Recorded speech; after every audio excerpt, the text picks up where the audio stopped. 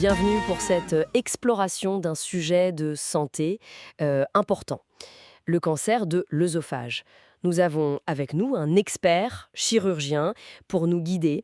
L'objectif aujourd'hui, c'est simple.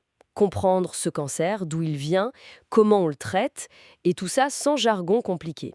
Alors, pour commencer, est-ce qu'il y a un seul type de cancer de l'œsophage ou c'est plus varié? Bonjour. Non, c'est plus complexe. En fait, il y a principalement deux grands types. Le plus courant, à peu près 2 tiers des cas, c'est le carcinome épidermoïde.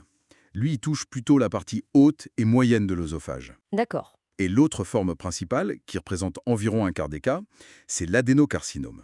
Ça se développe dans le bas œsophage.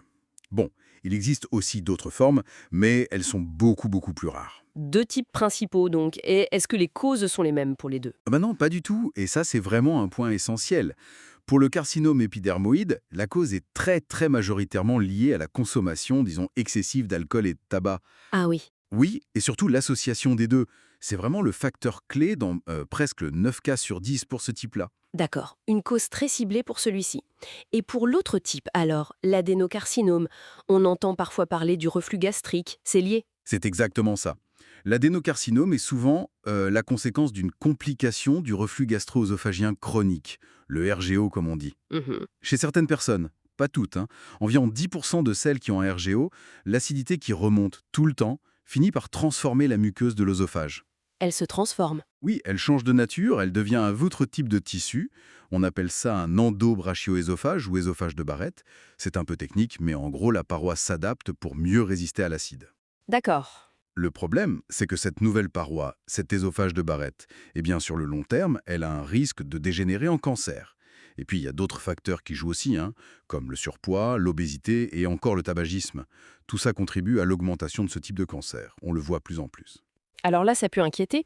Si on souffre de reflux, est-ce que ça veut dire qu'on a un risque élevé de cancer URL?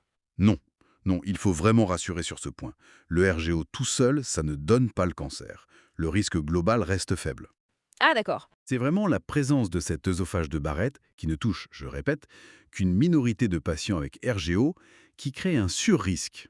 Et même là, ce risque est minime au début de l'ordre de 0,2 à 0,5% par an s'il n'y a pas d'anomalie des cellules. C'est faible en effet. Oui, c'est pour ça qu'on recommande une surveillance par endoscopie, vous savez, avec la petite caméra.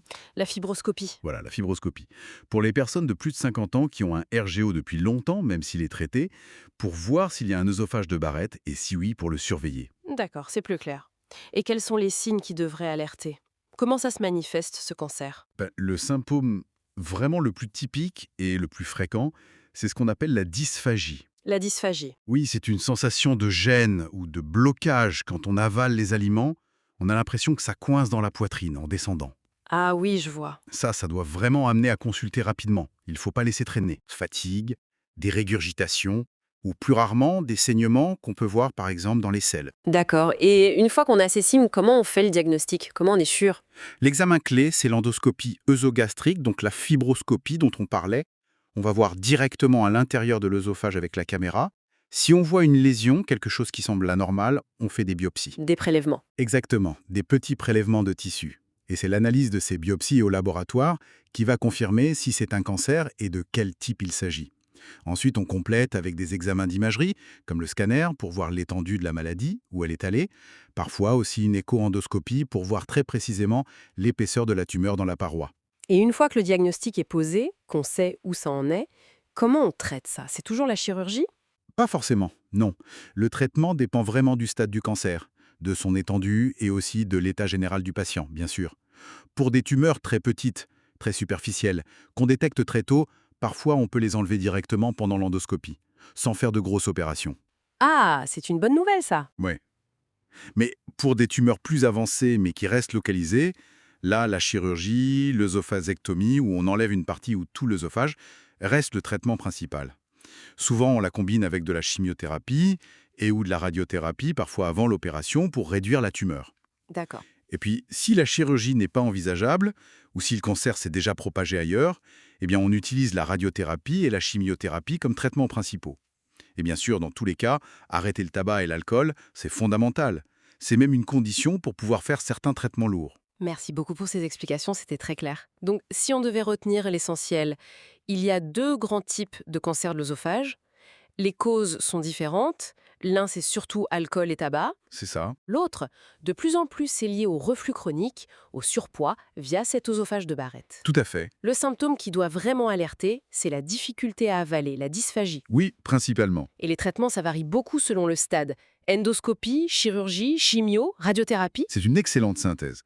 La prévention, avec une bonne hygiène de vie, et la détection rapide chez les personnes qui ont des facteurs de risque, comme un RGO ancien, ça reste vraiment la clé. Et ça nous laisse peut-être avec une dernière pensée.